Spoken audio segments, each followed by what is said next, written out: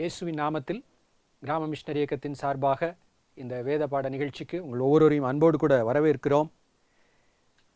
மனிதன் அப்பத்தினால் மாத்திரமல்ல, தேவனுடைய வாயிலிருந்து புறப்படுகிற ஒவ்வொரு வார்த்தையினாலும் பிழைப்பான். நம்ம சாப்பிட்டாதான் உயிரோடு இருக்க முடியும். நமக்கு தெரியும், நேரத்துக்கு கரெக்டாக சாப்பிட்றோம். ஆண்டவர் சொல்கிற வார்த்தை என்ன?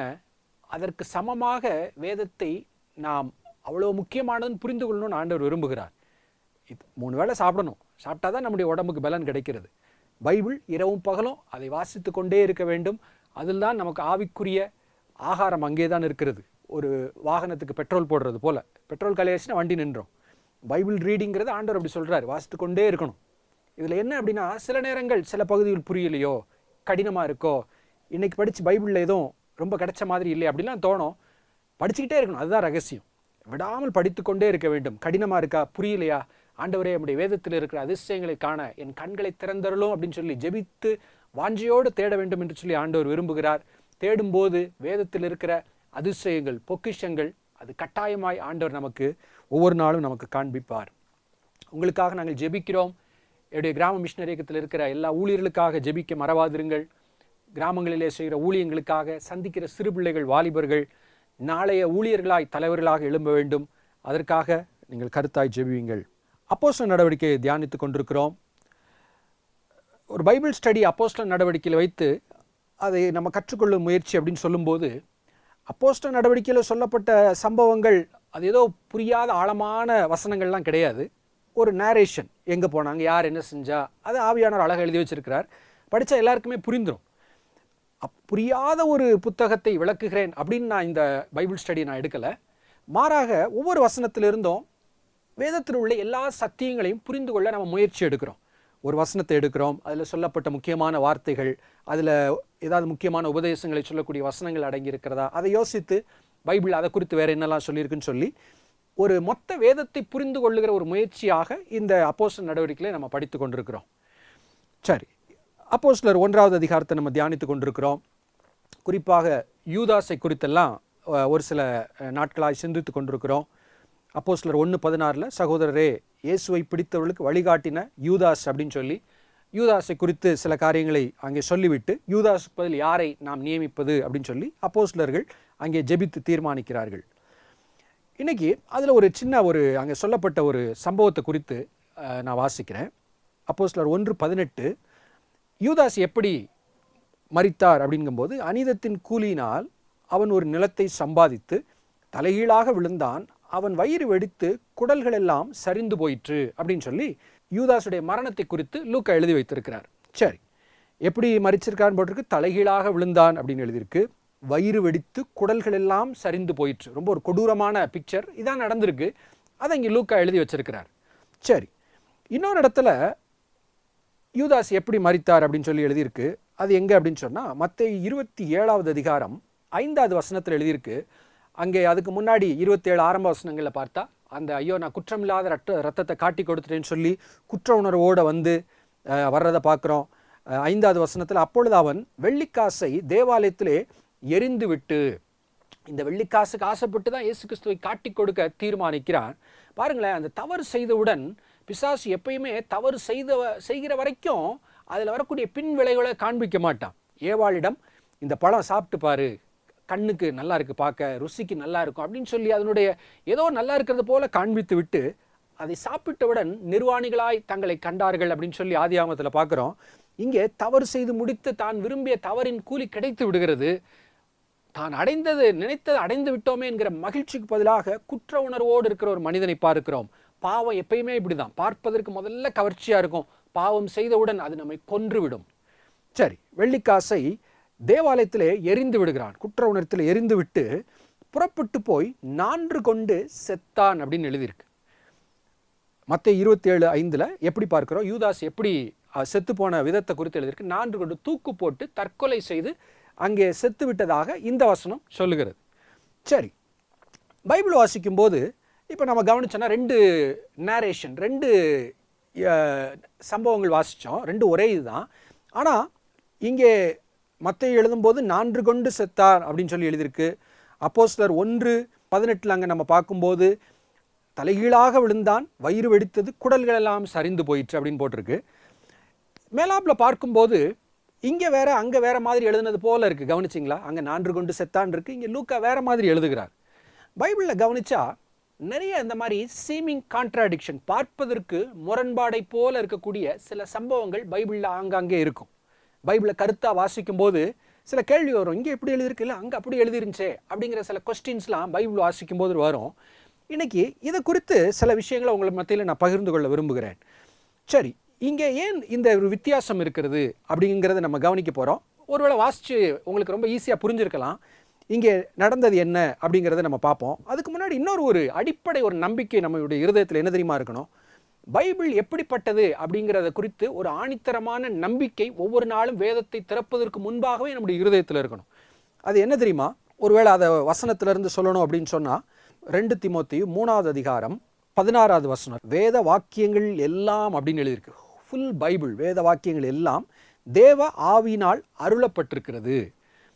இந்த பைபிள் இதை குறித்து என்ன சொல்லப்பட்டிருக்கு? இந்த பைபிளில் சொல்லப்பட்ட ஒவ்வொரு வார்த்தைகளையும் தேவ ஆவியானவர் அருளி இருக்கிறார் அப்படின்னு சொல்லியிருக்கு. அப்போ என்ன புரிஞ்சுக்கணும்? This is the word of God. இது தேவனுடைய வார்த்தை. இதில் தவறுகள் எதுவுமே கிடையாது. சில நேரம் நான் சொன்னேன் இல்லையா, பைபிள் வாசிக்கும் போது இங்கே ஒரு பகுதியில் இப்படி சொல்லியிருக்கேன், இன்னொரு பகுதியில் இப்படி சொல்லியிருக்கேன் போல முரண்பாடு போல தெரியும். நம்ம அடிப்படை என்ன கன்விக்ஷனோட பைபிள் படிக்கணும்? இது வந்து தேவனுடைய வார்த்தை. இதுவா அதுவா அப்படின்னு நம்ம கேள்வி கேட்கக்கூடாது. யூதாஸ் செத்தது எப்படி, 4 கொண்டு செத்தாரா, அல்லது ஏதோ வயிறு வெடிச்சு குடல்லாம் சரிஞ்சு செத்துட்டாருன்னு எழுதியிருக்கு, இது கரெக்டா அப்படி நம்ம பார்க்கக்கூடாது. ரெண்டுமே கரெக்ட். ஏன்? ரெண்டுமே பைபிளில் இருக்குது, தேவ ஆவியினால் அருளப்பட்டிருக்கிறது. அப்போ நம்ம எப்படி பார்க்கணும்? ரெண்டுமே சரி.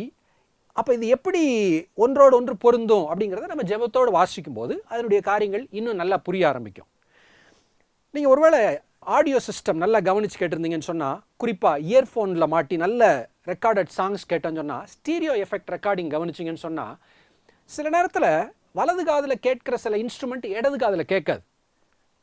அதுதான் ஸ்டீரியோ எஃபெக்ட். ஸ்டீரியோனா என்ன? இப்போ நீங்கள் ஒரு ஸ்டேடியமில் மேடையில் உட்காந்து அங்கே ஒரு இல்லை சர்ச்சில் இருக்கிறீங்க, அங்கே பாட்டு பாடுறாங்க, ஸ்டேஜில் நடுவில் பாட்டு பாடுறவர் இருப்பார், இந்த பக்கம் ட்ரம்ஸ் வாசிக்கிறவர் இருக்கலாம், இந்த பக்கம் கிட்டார் வாசிக்கிறவர் உட்காந்துருக்கலாம். இதை ரெக்கார்ட் பண்ணி கரெக்டாக ஸ்டீரியோ ரெக்கார்ட் ஆகி நம்ம ஆடியோவில் கேட்டோம்னா எப்படி இருக்குன்னு சொன்னால், இந்த பக்கம் உட்காந்துருக்கிற கிட்டாரிஸ்டோடைய கிட்டார் வந்து இந்த காதில் தான் நல்லா கேட்கும், ட்ரம் பீட்ஸ் இங்கிட்ட அடிக்கிறவர் இந்த காதில் தான் நல்லா கேட்கும். ஏன்? Recording method. இது வந்து இந்த காதில் வேறு மாதிரி கேட்குது, இந்த மாதிரியில் வேறு காது கேட்குது, அப்படி இல்லை, ரெண்டும் ஒன்று தான். ஸ்டீரியோ எஃபெக்ட், அந்த டெப்த் அதில் தான் கிடைக்குது. அதே போல் பைபிளில் ஒரே சம்பவத்தை 2 கண்ணோட்டத்தோடு 2 பார்வையிலே நிறைய சம்பவங்கள் சொல்லப்பட்டிருக்கும். அது எதற்காக? அதை நாம் இன்னும் நன்றாக ஆழமாய் புரிந்து கொள்வதற்காக அதெல்லாம் ஆவியானவர் அப்படி எழுதி வைத்திருக்கிறார். சரி, இப்போ நம்ம என்ன பார்த்துருக்குறோம்? பைபிள் 100க்கு 100 ஆண்டவரால் எழுதப்பட்டது, ஒரு தவறு கிடையாது. சில நேரத்தில் இங்கே எப்படி இருக்குது அங்கே எப்படி இருக்குன்னு சொன்னால் ரெண்டையும் பொருந்தி பார்க்க கற்றுக்கொள்ள வேண்டும். சரி, இங்கே யூதாசை குறித்து அப்போ நம்ம எப்படி புரிந்து கொள்வது? ரெண்டுமே சரி. 4 கொண்டு செத்தான் அப்படிங்கிறது உண்மை, தலைகீழாய் விழுந்து வயிறு வெடித்து குடல்கள் சரிந்து செத்து போனான் அப்படின்னு சொல்லக்கூடிய அப்போஸ்தலர் நடவடிக்கை எழுதுனதும் சரி. இது எப்படி ரெண்டும் பொருந்தும்? நம்ம யோசித்து பார்ப்போமே.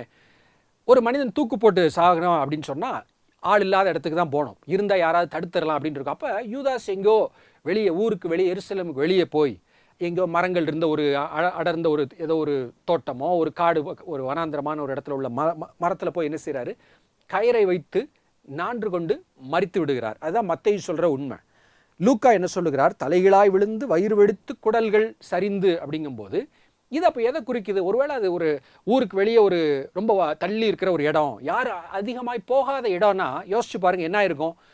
சில அந்த தூக்கில் தொங்கி கொஞ்ச நேரத்தில் சில நிமிடங்களிலே யூதாஸ் மரித்திருக்கலாம். அந்த உடல் அதிலேயே தொங்கி கொண்டே இருக்கிறது. போக போக என்ன ஆகும்? 1 நாள் 2 நாளில் அந்த கயிறு ஒருவேளை வீக்காக இருந்து இத்து போயிருக்கலாம், உடல் அங்கே அது கொஞ்சம் கொஞ்சமாக அழுக ஆரம்பித்திருக்கும். அப்போ அந்த கயிறு ஒருவேளை அருந்து கீழே விழுந்து, ஒரு உயரமான மரமாக இருக்கும் பட்சத்தில் விழுந்து கீழே ஏதோ கல்லுலையோ இதில் பட்டு வயிறெல்லாம் கிழிஞ்சு ரொம்ப ஒரு கோரமான ஒரு சம்பவம் தான் அங்கே நடந்திருக்கு. அதை 2 கண்ணோட்டத்தில் எழுதியிருக்கு. மத்தேயு அங்கே 4 கொண்டதை பற்றி மற்ற சொல்லுகிறார். லூக்கா அடுத்து யோசிச்சு பாருங்களேன், ஜனங்கள்லாம் ஒரு நாள் போய் பார்த்துருப்பாங்க, அங்கே யாரோ தற்கொலை பண்ணி செத்து உடம்பெல்லாம் கீழே கிடக்கு அப்படின்னு சொல்லியிருப்பாங்க. ஒரு 10 பேர் பார்க்க போயிருப்பாங்க. போன இடத்துல என்ன இருந்திருக்கும்? லூக்கா அப்போஸ்தலரில் சொல்லப்பட்டது போல அங்கே விழுந்து கிடந்த ஒரு மனிதன் வயிறெல்லாம் கிழிந்து குடலெல்லாம் சரிஞ்சு கிடக்கிறத பார்த்துருப்பாங்க. அப்போ லூக்கா அந்த லேட்டர் அப்சர்வேஷன், மத்தேயு அங்கே அவன் நான்று கொண்ட போகிறத குறித்து சொல்லுகிறார். லூக்கா எதை குறித்து எழுதுகிறார்? அங்கே அடுத்து எப்போ கண்டுபிடிக்கப்பட்ட போது யூதாஸ் எப்படி என்ன நிலையிலே கண்டெடுக்கப்பட்டார் என்பதை அப்போஸ்தலர் நடவடிக்கையில் சொல்கிறார். இப்போ கவனிச்சிங்களா? பார்ப்பதற்கு கொஞ்சம் வித்தியாசமாக இருக்கிறது போல இருந்தது. ரெண்டும் ஒரே சம்பவத்தை தான் குறிக்கிறது. வித்தியாசமான அடுத்த ஒரு டைம் பீரியடில் சொல்லப்பட்டதுனால வந்த சின்ன சின்ன வித்தியாசங்கள். இது ஒருவேளை இது ரொம்ப ஒரு சிம்பிள் டிஃப்ரென்ஸ் நினைக்கிறேன். நான் இப்போ இன்னும் பைபிளில் ஒரு இது போல் சில முரண்பாடுகள், இங்கே எப்படி எழுதியிருக்கு, இங்கே எப்படி எழுதியிருக்கு அப்படிங்கிற மாதிரி சில வசனங்கள் இருக்கும். அதில் நான் இன்னொரு 2 உதாரணங்கள் நான் காண்பிக்க விரும்புகிறேன். எதற்காக இன்னைக்கு இதை நான் ஃபோக்கஸ் பண்ணுறேன், நான் சொல்ல விரும்புகிறேன். பைபிளை தப்பு அப்படின்னு நிரூபிக்க விரும்புகிறது நிறைய பேருடைய விருப்பம். பைபிள் மேலே ஏதோ பிடிக்காதவங்களுக்கு, நாஸ்திகர்களாக இருக்கலாம், ஏதோ ஒரு காரணத்தை இதெல்லாம் கடவுளுடைய புத்தகம் கிடையாது அப்படின்னு சொல்லி இதை குறை கண்டுபிடிக்க முயற்சிக்கிறவங்க உண்டு. அவங்களுடைய பார்வையில் இப்படி இந்த சீமிங் கான்ட்ராடிக்ஷன்ஸ், பைபிளில் இங்கே எப்படி இருக்குது, அங்கே அப்படி இருக்குது, முரண்பாடாக இருக்கே, அது என்ன நீங்கள் பைபிள் கடவுள் எழுதினாருங்கிறீங்க, அவர் தப்பாக எழுதி வச்சுட்டாரு அப்படின்னு கேட்டு அவங்களுக்கு ஏதோ ரொம்ப இன்ட்ரெஸ்ட்டாக தப்பு கண்டுபிடிச்ச மாதிரி சில இதை அவங்க பார்ப்பாங்க. இப்போ நம்ம எக்யூப் ஆகிக்கணும், ஏன் இப்படி வசனங்கள் இருக்குது, அதை சரியாய் புரிந்து கொள்ளாவிட்டால் இப்படி பைபிளை குறித்து சந்தேகத்தை திணிக்கிறவர்களுடைய வார்த்தைகள் நமக்கு விசுவாசத்தில் ஆட்டத்தை கொடுத்து விடும். அப்போ பைபிள் எப்படிப்பட்டது, அது ஏன் இப்படி சில முரண்பாடுகள் இருக்குது அப்படிங்கிறத நம்ம புரிந்து கொள்ள முயற்சிக்கணும். நம் ஆயத்தமாக இருக்க வேண்டும், எந்த ஒரு காரியத்தில் இடறக்கூடாது. இன்னொரு வேதத்தில் ஒரு முரண்பாடாய் தோன்றுகிற ஒரு பகுதி மத்தேயு 8வது அதிகாரம் 28வது வசனம் எடுத்துக்கங்க. அங்கே நம்ம பார்க்குறோம் மத்தேயு 8:28 அவர் அக்கறையிலே கெர்கெசேனார் நாட்டில் வந்தபோது பிசாசு பிடித்திருந்த 2 பேர் பிரேத கல்லறையிலிருந்து புறப்பட்டு அவருக்கு எதிராக வந்தார்கள் அப்படின்னு சொல்லி எழுதியிருக்கு. இங்கே தான் நம்ம பார்க்கும்போது இந்த லேகியோன் பிசாசு பிடித்த அந்த நபரை குறித்து எழுதியிருக்கு. இயேசு கிறிஸ்து வருகிறார், சுகமளிக்கிறார். குறிப்பாக பார்த்தீங்கன்னா அந்த இடத்துல பிசாசுகள் ஒரு காரியம் சொல்லும். 31வது வசனம் பார்த்தீங்கன்னா, பிசாசுகள் நீர் எங்களை துரத்துவீரானால் நாங்கள் அந்த பன்றி கூட்டத்தில் போகும்படி உத்தரவு கொடும் அப்படின்னு கேட்ட ஒரு சம்பவத்தை இங்கே நம்ம வாசிக்கிறோம். சரி, 28வது வசனத்தை இன்னொருக்கு கவனிங்க. கெர்கெசேனார் நாட்டில் அப்படின்னு போட்டிருக்கு. அடுத்து பிசாசு பிடித்திருந்த 2 பேர் பிரேத கல்லறையிலிருந்து புறப்பட்டு அவருக்கு எதிராகி வந்தார்கள். ஞாபகம் வச்சுக்கோங்க, ஊர் பேர் ஞாபகம் வச்சுக்கோங்க. எத்தனை பேர் வந்தாங்க? 2 பேர் வந்தாங்கன்னு போட்டிருக்கு. இதே சம்பவத்தை மார்க் 5வது அதிகாரத்தில் நம்ம பார்த்தோம்னு சொன்னால், அங்கே 1வது வசனத்தில் பார்த்தீங்கன்னு சொன்னால், பின்பு அவர்கள் கடலுக்கு அக்கறையில் உள்ள கதரேனருடைய நாட்டில் வந்தார்கள் அப்படின்னு போட்டிருக்கு. அங்கே நம்ம பார்த்தோம் கெர்கெசேனார் அப்படின்னு பார்த்தோம், இங்கே கதரேனருடைய நாடு அப்படின்னு போட்டிருக்கு. 2வது வசனத்தில் பார்த்தா அவர் படவிலிருந்து இறங்கின உடனே அசுத்த ஆவியுள்ள ஒரு மனுஷன் பிரேத கல்லறைகளில் இருந்து அவருக்கு எதிராக வந்தான் அப்படின்னு எழுதியிருக்கு. அங்கே 2 பேர்னு பார்த்தோம், இங்கே ஒருத்தர் தான் வந்தாருன்னு எழுதியிருக்கு. அப்போ ஃபஸ்ட்டு ஒரு வேளை நம்ம யோசிக்கலாம், அது ஒரு 2 பேர் பிசாசு பிடிச்ச இருக்கிற ஒரு இடத்துக்கு இயேசு கிறிஸ்து போனார், இன்னொருக்க பிசாசு பிடித்திருக்கிற ஒரு நபர் இருக்கிற இடத்துக்கு இயேசு கிறிஸ்து போனார்னு ஒருவேளை 2 நிகழ்வாக இருக்கலாம்னு சொல்லி யோசிக்கலாம். ஆனால் இது 2மே ஒன்று தான். ஏன் அப்படி நான் சொல்கிறேன் அப்படின்னா, அதே மார்க் 5:12 பார்த்தீங்கன்னா இருக்குது, அந்த பிசாசுகள் எல்லாம் அவரை நோக்கி பன்றிகளுக்குள்ளே போகும்படி எங்களை அனுப்பும் அப்படின்னு அங்கே வேண்டிக் கொள்றதை நம்ம பார்க்குறோம். அப்போ ஒரு பிசாசுகளை இயேசு கிறிஸ்து பல இடங்களிலே பலருக்கு விரட்டி விடுதலை கொடுக்கிறார். ஒரு இடத்துல இந்த பன்றிகளுக்குள்ளே நாங்கள் போய்க்கிறோன்னு பிசாசுகள் கேட்கிறதா வசனத்தில் எழுதியிருக்கு. மத்தேயுலையும் வாசித்தோம், மார்க்லையும் வாசித்தோம். மறுபடியும் சொல்லுகிறேன், 2 ஒரே சம்பவம் தான். இப்போ கேள்வி நம்ம என்ன பார்த்தோம்? அங்கே ஊர் பேர் கெர்கெசேனார் அப்படின்னு போட்டிருக்கு, இங்கே கதரேனருடைய நாடு அப்படின்னு போட்டிருக்கு. இங்கே மத்தேயுல 2 பேர் எதிர்பட்டு வந்தாங்கன்னு போட்டிருக்கு. மார்க் சுவிசேஷத்தில் பார்த்தா ஒரு மனுஷன் அப்படின்னு சொல்லி போட்டிருக்கு. அப்போ என்ன பைபிளில் தப்பா? நம்ம முடிவு பண்ணிட்டோம், பைபிளில் தவறு கிடையாது. ஆவியானவரால் கொடுக்கப்பட்டது, தேவ மனிதர்களை ஆவியானவர் நடத்தி எழுதப்பட்ட 100க்கு 100 ஒரு தவறில்லாத புத்தகம். இது அடிக்கடி நான் சொல்லிக்கொண்டே இருக்கிறேன். இந்த கன்விக்ஷனில் நம்ம கொஞ்சம் ஆட்டம் கண்டு விட்டாலும் பைபிள் மேலே சந்தேகம் வந்துடும்ல. இது மேலே 100க்கு 100 நம்பிக்கை வந்தால் தான் இது சொல்லியிருக்கிற சத்தியத்துக்கு கீழ்ப்படிவோம், இது சொல்லுகிற பரலோகமோ நரகமோ அதை நம்புவோம், இது சொல்லக்கூடிய இயேசு கிறிஸ்து மேலே நம்ம நம்புவோம். அப்போ 100க்கு 100 இதை நம்ப வேண்டியது அடிப்படை அவசியம், நம்ப தகுந்தது. அதை நான் சொல்ல விரும்புகிறேன். சரி, மத்தேயு 8வது அதிகாரம் மார்க் 5வது அதிகாரத்தில் ஒரு சின்ன முரண்பாடு போல தோன்றுகிறது. இது என்ன நான் உங்களுக்கு சொல்கிறேன். அந்த இடத்துக்கு பேர் கெர்கெசேனார்னு மத்தேயுல இருக்குது, மார்க்கில் கதரேனர் அப்படின்னு போட்டிருக்கு. எந்த ஒரு பேரையும் ஒரே போல் எல்லாரும் சொல்கிறது கிடையாது. இப்போ நம்ம தமிழ்நாடு எடுத்துக்கிட்டோன்னு சொன்னால் சென்னை தமிழ் வேறு மாதிரி இருக்கும், நாகர்கோவில் தமிழ் வேறு மாதிரி இருக்கும். ஒரு குறிப்பிட்ட ஒரு வார்த்தையை சென்னையில் வளர்ந்த ஒரு நபர் சொல்லக்கூடிய அந்த ப்ரொனன்சியேஷன் வேறு மாதிரி இருக்கும். ஒரு கன்னியாகுமரி தென் தமிழ்நாட்டுக்கு வந்துட்டோம்னா அது சொல்லக்கூடிய விதங்கள், அந்த டோனேஷன் எல்லாமே மாறும். நம்ம கவனிச்சிருப்போம். இங்கே பக்கத்தில் சிவகாசி, தமிழ்நாட்டில் உள்ள ஒரு ஊர் உங்களுக்கு தெரியும். தமிழ் எப்படி எழுதியிருக்கும்? சிவகாசி. ஊருக்கு புதுசாக வர்றவங்க பஸ்ஸில் கவனிச்சிங்கன்னு சொன்னால் சிவகாசிக்கு ஒரு டிக்கெட் கொடுங்க அப்படிம்பாங்க. இப்படி சொன்னாலே இவங்க வெளியூர்னு அங்கே இருக்கிறவங்களாம் புரிஞ்சுக்கிடுவாங்க. ஏன்? லோக்கல் பீப்புள் சிவகாசியில் உள்ளவங்க பஸ்ஸில் டிக்கெட் எப்படி கேட்பாங்கன்னா சிவகாசின்னு சொல்ல மாட்டாங்க, செவாசின்னு சொல்லுவாங்க. நான் சொல்கிறத கவனிச்சிங்களா? அது ஒரு கேஷுவல். அவங்க சொல்லி செவாசி ஒரு டிக்கெட், 2 டிக்கெட் அப்படிம்பாங்க. சேவாசி, அந்த காசியை விட்டுருவாங்க, செவாசி அப்படிம்பாங்க. வெளியூர்லேருந்து வர்றவங்க சிவகாசி டிக்கெட் 2 குடும்பங்கம்பாங்க. ரெண்டும் ஒரே ஊர் தான். உள்ளூர்வாசிகள் அதை ஒரு மாதிரி சொல்லி பழகியிருக்கிறாங்க. வெளியூர்லேருந்து ஃபஸ்ட்டு அந்த ஊர் பேரை ரீட் பண்ணி வாசிக்கிறவங்க சிவகாசி அப்படின்னு கரெக்டாக சொல்கிற ஒரு டிஃப்ரென்ஸ் வருது பார்த்தீங்களா? 2 ஊர் இல்லை, ஒரே ஊர் தான். அப்போ ஒரு சுவிசேஷம் மார்க் என்கிற நபரால் எழுதப்படுது, இன்னொன்று மத்தேயு என்கிற நபரால் எழுதப்படுது. இவங்களுடைய பிறப்பு, வளர்ப்பு, அந்த பின்னணி உள்ள வித்தியாசங்கள் ஒரு குறிப்பிட்ட ஊரை சொல்லக்கூடிய விதம் மாறுபடுகிறது. இங்கே தவறு நடக்கவில்லை. மார்க் சரியாக எழுதுகிறார், அவருக்கு தெரிந்த அந்த ப்ரொனன்சியேஷன் எழுதுகிறார். மத்தேயு எழுதுகிறார், 2லேயும் ஆவியானவர் இருக்கிறாரு. இங்கே முரண்பாடு என்று பார்க்கக்கூடாது. 2 நபர்கள் வித்தியாசமாய் சொல்லக்கூடிய, ப்ரொனவுன்ஸ் பண்ணக்கூடிய, அந்த வார்த்தையை பயன்படுத்தக்கூடியவங்க இந்த சுவிசேஷத்தை எழுதுகிறாங்க. அதனால தான் அந்த பேர் வித்தியாசம். நல்லது. அடுத்தது கவனிச்சோன்னா, எத்தனை நபர் பிசாசு பிடித்தவங்க வந்திருக்காங்க அப்படின்னு பார்க்கும்போது மத்தேயுல 2 பேர் அப்படின்னு சொல்லி எழுதியிருக்கு.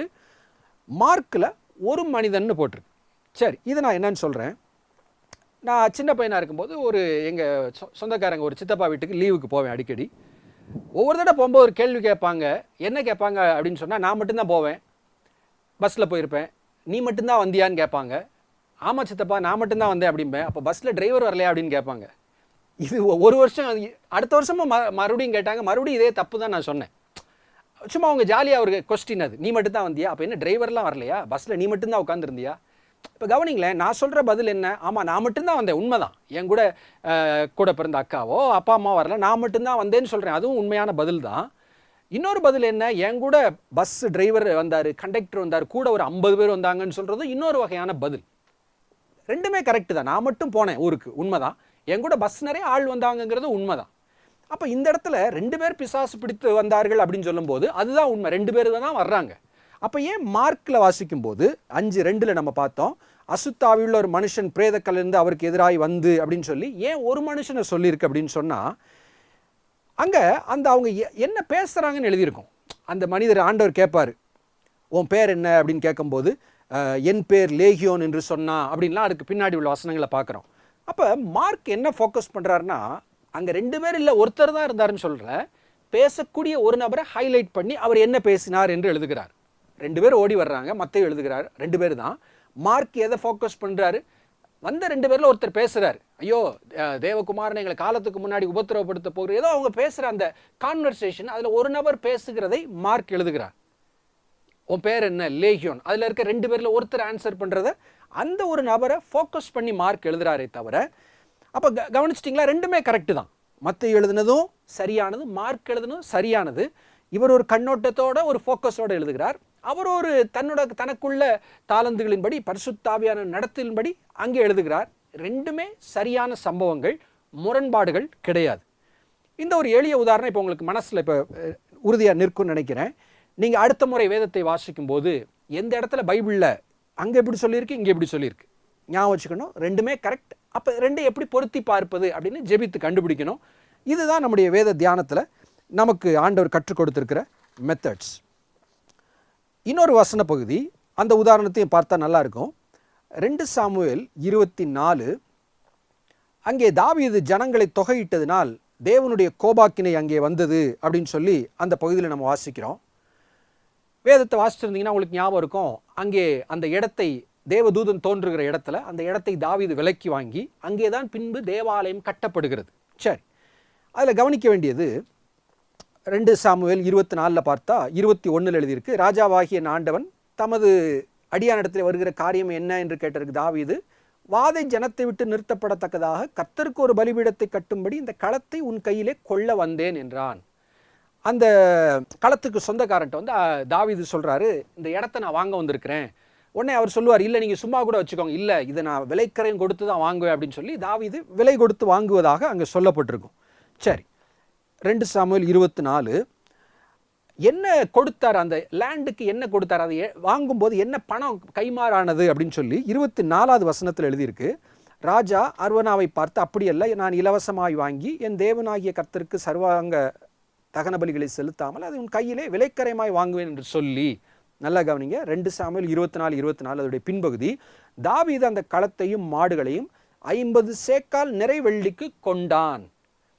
என்ன பேமெண்ட் கொடுத்தாரு அங்கே வாங்கினதுக்கு அப்படின்னு சொல்லும்போது 50 சேக்கல் வெள்ளி அப்படின்னு எழுதியிருக்கு. ஞாபகம் வச்சுக்கோங்க. இதே சம்பவம் 1 நாளாகமும் 21 எழுதப்பட்டிருக்கு.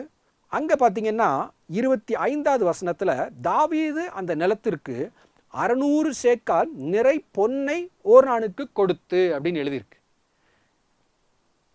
2 சாமுவேலில் எவ்வளோன்னு பார்த்தோம், 50 சேக்கால் வெள்ளின்னு பார்த்தோம். 1 நாளாகம் 21-25 பார்த்தா 600 சேக்கால் தங்கம்னு எழுதியிருக்கு. அந்த எண்ணிக்கையும் மாறுது, பொருளும் மாறுது. தங்கம்னு இருக்குது, இங்கே வெள்ளின்னு இருக்குது, அங்கே 50 இருக்குது, இங்கே 600 இருக்குது. அப்போ என்ன இது தப்பா, பைபிளில் தப்பா ஆயிடுச்சா? இல்லை, ரெண்டுமே கரெக்ட், ரைட். அப்போ நம்ம யோசிக்கணும், ஏன் இங்கே எப்படி எழுதியிருக்கு அங்கே அப்படி எழுதியிருக்கு அப்படின்னு சொல்லி யோசிக்கணும். இதை புரிஞ்சுக்கிறதுக்கு நமக்கு கிரேக்க மொழியோ எபிரேய மொழியோ தெரியணும்னு அவசியம் இல்லை. பெரிய விளக்க உரைகள் வேணுங்கிற அவசியம்லாம் இல்லை. கொஞ்சம் அங்கே என்ன எழுதியிருக்கு அப்படிங்கிற அந்த வசனம், அதுக்கு முந்தின வசனம், பிந்தின வசனம், அதெல்லாம் வாசித்து சேர்த்து பார்த்தோன்னா அதுக்கு பதில் அங்கே இருக்கும். உதாரணத்துக்கு இங்கே 1 நாளாகம் 21-25 மறுபடியும் கவனிங்க. தாவீது அந்த நிலத்திற்கு 600 சேக்கால் நிறை பொன்னை ஓர்னானுக்கு கொடுத்துன்னு எழுதியிருக்கு. அப்போ 600 சேக்கால் தங்கம் எதற்காக கொடுத்தாராம்? நிலம் அப்படின்னு இருக்கு, லேண்ட். மொத்த லேண்டுக்குரிய தொகை 600 சேக்கால் கோல்டு, பொன், தங்கம். சரி, 2 சாமுவேல் 24 அந்த 24வது வசனத்துடைய கடைசி பகுதி பாருங்க. தாவீது அந்த களத்தையும் மாடுகளையும் 50 சேக்கால் நிறை வெள்ளிக்கு கொண்டான் அப்படின்னு எழுதியிருக்கு. அங்கே பார்த்தோம் 600 சேக்கால் தங்கத்துக்கு நிலத்தை வாங்கினான்னு எழுதியிருக்கு. இங்கே களத்தையும் மாடுகளையும் 50 சேக்கால் நிறை வெள்ளிக்கு கொண்டான். அப்போ நல்லா கவனிங்க, ஏன் இங்கே வெள்ளி 50 வெள்ளி, அங்கே 600 தங்கம் அப்படின்னு எழுதியிருக்கு சேக்கால் அப்படின்னு சொல்லும்போது, தாவீது ஃபஸ்ட்டு அங்கே அர்வனாவை பார்க்குறாரு. அங்கே உடனடியாக என்ன செய்யணும், ஒரு பலிபீடம் அமைத்து அங்கே ஆடு மாடுகளை பலி கொடுக்கணும். அப்போ ஃபஸ்ட்டு ஒரு இனிஷியல் பேமெண்ட், நம்ம ஒரு இடம் வாங்கினா என்ன செய்வோம், அட்வான்ஸ் போடுறோம் அப்படின்னு சொல்லுவோம்ல.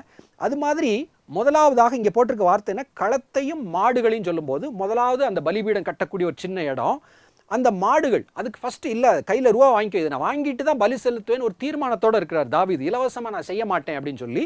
அப்போ ஃபஸ்ட்டு பேமெண்ட் அந்த ஆரம்பத்தில் அது கொடுக்குறாரு. அடுத்து தேவனுடைய திட்டத்தின்படி அந்த இடமெல்லாம் மொத்தமாக வாங்கி தேவாலயம் அங்கே தான் சாலமோனை கட்ட சொல்ல போகிறார். அதுக்கு அந்த மொத்த இடம் கிட்டத்தட்ட ஒரு 8 ஏக்கர் இடம். அதுக்கு அந்த 600 சேக்கால் தங்கத்தை கொடுத்து அடுத்து பேமெண்ட் ஃபைனலைஸ் ஆகி அங்கே அது அரசாங்கத்திற்கோ அல்லது தாவீதுக்கு வம்சமாக அந்த இடம் என்ன செய்யுது, சொந்தமாக்கப்படுகிறது.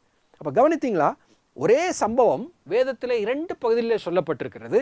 அதை நம்ம கருத்தாய் வாசிக்கும் போது வித்தியாசங்களை பார்க்கிறோம். அது தவறுகள் அல்ல, டீட்டெயில்ஸ், எக்ஸ்ட்ரா டீட்டெயில்ஸ். இவர் ஒரு விஷயத்தை முக்கியத்துவப்படுத்தி சொல்லுகிறார், நாளாகமத்தை எழுதியவர் இன்னொரு விஷயத்தை முக்கியப்படுத்தி சொல்லுகிறார்.